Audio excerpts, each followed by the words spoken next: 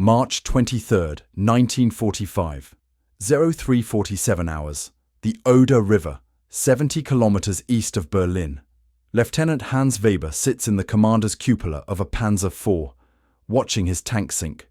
The river water is 3 degrees Celsius. It's already up to his chest. In 11 minutes, the air pocket he's trapped in will compress to nothing, and the pressure differential will crush his lungs like paper bags.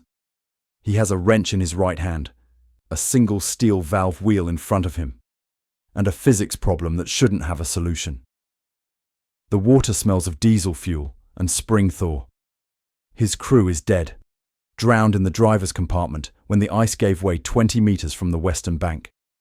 He can hear their bodies shifting in the current below him. The eastern shore holds 2 battalions of Soviet infantry. The western shore holds his own retreating unit, and they think he's dead. What Weber doesn't know yet is that he won't open that valve for 11 days, and when he finally does, the physics of what happens will rewrite Soviet river crossing doctrine for the next 40 years. Hans Weber grew up in Rostock, a Baltic port city where the sea teaches you respect before it teaches you anything else. His father ran a commercial diving operation, salvage work mostly, ship inspections, recovery jobs when fishing boats went down in storms. Weber spent his teenage summers in a canvas diving suit at 15 meters, learning that water doesn't care about your courage. It only cares about pressure, volume, and time. His father made him calculate dive tables by hand. Made him understand Boyle's law like a catechism. Pressure and volume are inversely proportional. Double the pressure, halve the volume. Simple, brutal, absolute. He joined the Wehrmacht in 1941 at 19, trained as a tank driver, then commander. He was good at it, not because he was brave, but because he treated his panzer like a diving bell. Sealed environment, limited air, physics you couldn't negotiate with. His crew used to mock him for it. His obsessive checks of the hull seals, his insistence on keeping emergency air valves clear, his habit of calculating pressure differentials in his head during river crossings. On March 22, 1945, that obsession was about to become the only thing keeping him alive. The strategic situation is collapse. The Oder River is the last natural defensive barrier before Berlin. Soviet forces control the eastern bank. German units are streaming west in chaos. What's left of them? The spring ice is breaking up. Crossing points are death traps. Weber's unit, Kampfgruppe Kessler, an ad hoc collection of whatever tanks still had fuel, receives orders to retreat across the frozen river at 0200 hours. March 23rd. The ice looks solid. It's not. Spring temperatures have been above freezing for 6 days. The ice is rotting from below. Standard doctrine says don't cross. Wait for engineers. Build a proper bridge. But there are no engineers left, and Soviet artillery has the range figured out. Units that wait get obliterated, so they cross anyway. 4 tanks. Weber's Panzer IV is third in line. The first tank makes it. 40 tons of steel on groaning ice, but it makes it. The second tank makes it. Weber's driver, Corporal Dietrich, guns the engine. They're halfway across when the ice fractures with a sound like a cannon shot. The tank drops through. Not straight down. The ice catches the right track, tilts them 30 degrees. Water explodes through the driver's viewport in a horizontal jet. Dietrich screams once, then the scream turns liquid. The gunner, Schultz, tries to climb up through the turret. The radio operator, Hess, is already underwater. Weber is in the commander's cupola, the highest point. As the tank sinks, nose first, the turret tilts back. Water rushes into the crew compartment. The air bubble migrates upward. To him. He slams the cupola hatch shut, seals it, and suddenly he's alone. The first thing Weber does is count his breaths. The air pocket is roughly half a cubic meter, maybe less. At surface pressure, that's enough oxygen for maybe 30 minutes if he stays calm, but he's not at surface pressure anymore. The tank settles at an angle on the riverbed. Weber feels it. 45 degrees, nose down. Depth, He estimates 16 to 18 meters based on known river charts. That's 2.6 atmospheres of pressure, which means his air pocket, by Boyle's law, has compressed to roughly 38% of its surface volume. 38% of 30 minutes is 11 minutes. 11 minutes until the CO2 buildup makes him pass out. Then drown. Or the air compresses further as he breathes it down, and the pressure differential between his lungs and the water outside exceeds what his ribcage can handle. His hands are shaking, not from cold yet, from the math. He has a standard Panzer IV emergency kit, wrench, flashlight, wire cutters, signal flares. Underwater, the flares are useless. The flashlight, he tests it, still works. The beam cuts through the darkness, shows him the valve wheel that controls the compressed air system. German tanks carry compressed air bottles for engines starting in cold weather. Weber's bottles are at 200 bar, standard pressure. He does the calculation. If he releases that air into his pocket slowly, equalizing the pressure as the oxygen runs out, he can extend his survival time. But here's what they don't know on the Western Shore. Weber isn't trying to survive 11 minutes. He's trying to survive until the Soviets stop watching the river. He looks at the valve, looks at his watch. 0347 hours. The water is up to his armpits now. It's so cold it feels like electricity. His legs are numb. But his mind is calculating. If he opens the valve too fast, he wastes the air. Too slow, he suffocates. And he needs to conserve enough to make one final move. A move that requires understanding something the textbooks don't teach. He decides to wait. Hour 1.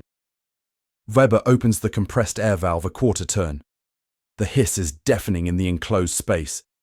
Air pressure spikes. His ears pop violently. The air pocket expands against the water, pushing it back down 6 inches. He can move his arms again. He closes the valve. Does the math. At this rate, he has maybe 6 hours of air. Then the bottles are empty and physics wins. But 6 hours might be enough. He wedges himself into the cupola, braces his back against the hatch, keeps his head in the highest point of the air pocket. The cold is unbelievable. Water temperature is 3 degrees. Air temperature in the pocket, maybe 5. Hypothermia will kill him before the air runs out if he's not careful. He starts moving. Small, controlled movements, tensing and releasing muscles, generating heat without burning too much oxygen. It's a balance only someone who's spent hours in cold water would understand. Hour 3. The flashlight battery is dying. He switches it off. The darkness is absolute. He can hear things outside the tank, the current moving, ice chunks scraping against the hull, and something else, voices, Soviet engineers on the ice above, testing it, marking safe crossing points. He doesn't move, barely breathes. If they hear anything, they'll investigate. An investigation means grenades down the air vents, standard procedure for disabled enemy armor. The voices fade. Hour 5. He's losing feeling in his extremities. His fingers are white. He opens the air valve again, just enough to equalize pressure as he consumes oxygen. The gauge on the compressed air bottle shows 60 bar remaining, less than a third. His mind starts playing tricks. He thinks he hears Dietrich calling from the driver's compartment, Schultz banging on metal. He knows they're dead. Saw them drown. But the brain does what it does under stress and isolation and cold. He forces himself to calculate. Pressure, volume, time. The math keeps him sane. Hour 8. The air bottle gauge reads 30 bar. He's used 2/3 of his compressed air. At this rate, he has maybe 4 more hours. And his core temperature is dropping. He can feel it. The shivering has stopped. That's the danger sign. That's when hypothermia transitions from painful to fatal. He makes a decision. He opens the valve wider, floods the air pocket with the remaining compressed air. The pressure spikes to nearly 3 atmospheres.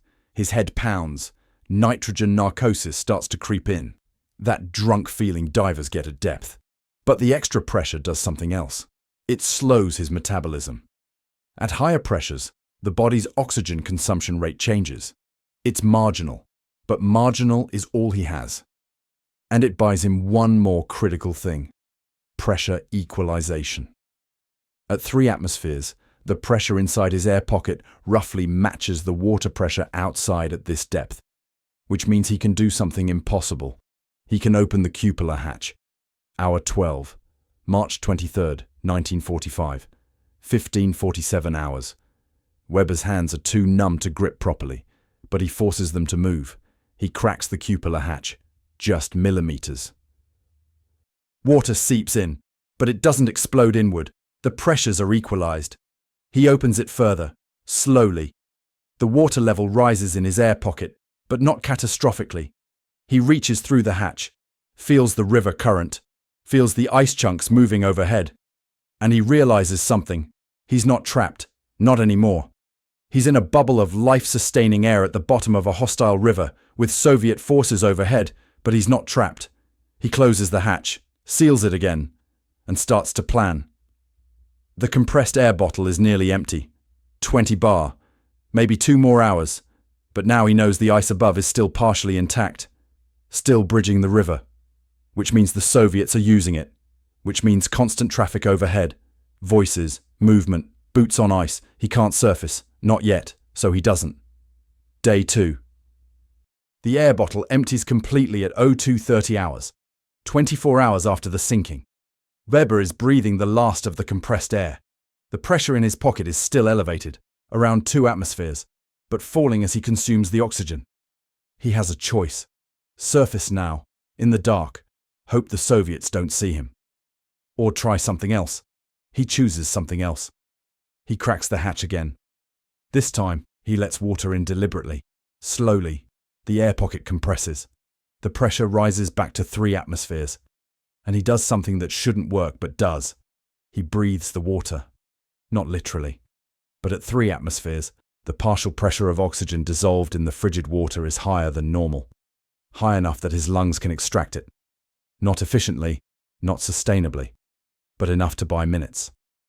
He does this for 6 hours. Cracking the hatch, letting pressurized water in, breathing the compressed air pocket down to nothing, then releasing it, letting fresh water in, starting again. It's a cycle that requires perfect timing. Too fast, he drowns. Too slow, he suffocates. It's free diving without the free. Day 3 through day 7. Weber enters a rhythm that erases time. He sleeps in 20-minute intervals, wakes, manages his air, listens to Soviet traffic overhead. The voices become familiar.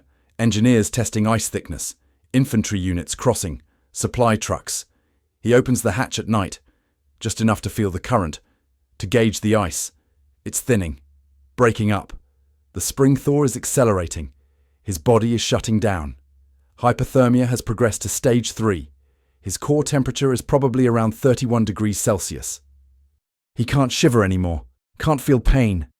His thoughts are slow, liquid, dreamlike. But he keeps calculating, keeps managing pressure, keeps breathing. Day 8. He hears something different. Explosions. Not grenades. Artillery. The Soviets are shelling the western shore, which means German forces are still there. Still resisting. Still alive. He makes a decision. If the Germans are still fighting, he can still make it back. But not yet. The ice overhead is still too thick. Soviet traffic too constant. Day 9. The ice breaks. He hears it. A massive crack that resonates through the hull. Daylight filters down through the water. Murky, green-grey, but light. The first natural light in 9 days. He cracks the hatch, looks up. The surface is 3 meters above him. Between him and open air, rotating ice flows.